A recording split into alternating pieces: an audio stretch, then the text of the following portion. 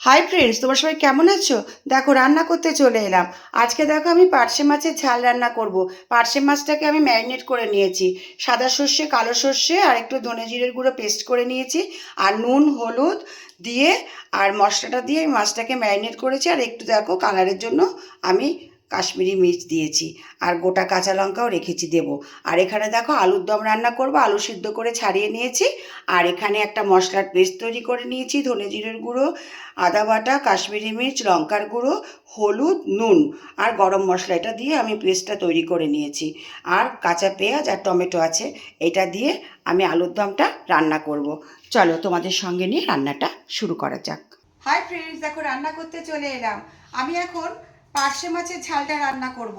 এই যে পার্শে মাছটা আমি ম্যারিনেট করে রেখেছি, এটা আমি এখন গরম তেলের মধ্যে দিয়ে দেবো।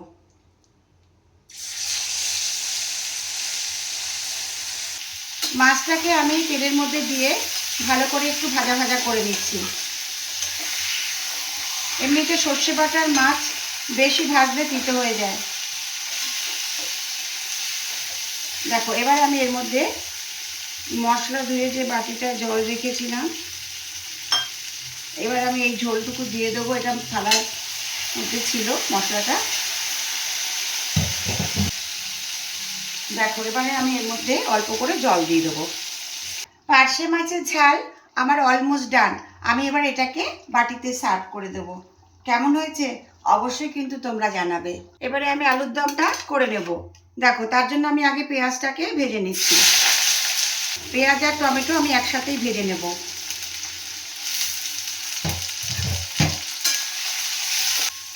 পেঁয়াজ আর টমেটোটাকে আমি ভেজে নিয়েছি। এবারে এর মধ্যে আমি এই মশলার পেস্টটা দিয়ে দিচ্ছি। এবার আমি এটাকে ভালো করে কষাবো। তারপরে সেই কষানোর সাথে আলুটাকে আমি ভাজবো। বুঝলে বন্ধুরা? মশলাটা থেকে আমার একদম তেল ছেড়ে দিয়েছে। এবারে আমি এর মধ্যে সিদ্ধ করা আলুগুলোকে দেব। আমি এটাকে ভালো করে এর সাথে কষাবো। তোমরা কারা কারা এইভাবে রান্না করো বন্ধুরা? এভাবে রান্না করলে আমার ভালোই হয়, রান্নাটা টেস্টিও হয়। এর মধ্যে আমি একটু এখন মিষ্টি দিয়ে দেবো। মিষ্টিটা পছন্দ করো না স্কিপ করে যাবে, কিন্তু একটু মিষ্টি দিলে টেস্টটা ভালো আসে। দেখো আমার সুন্দর করে কষানো হয়ে গেছে। আমি এর মধ্যে সামান্য একটু জল দেবো, বেশি দেবো না।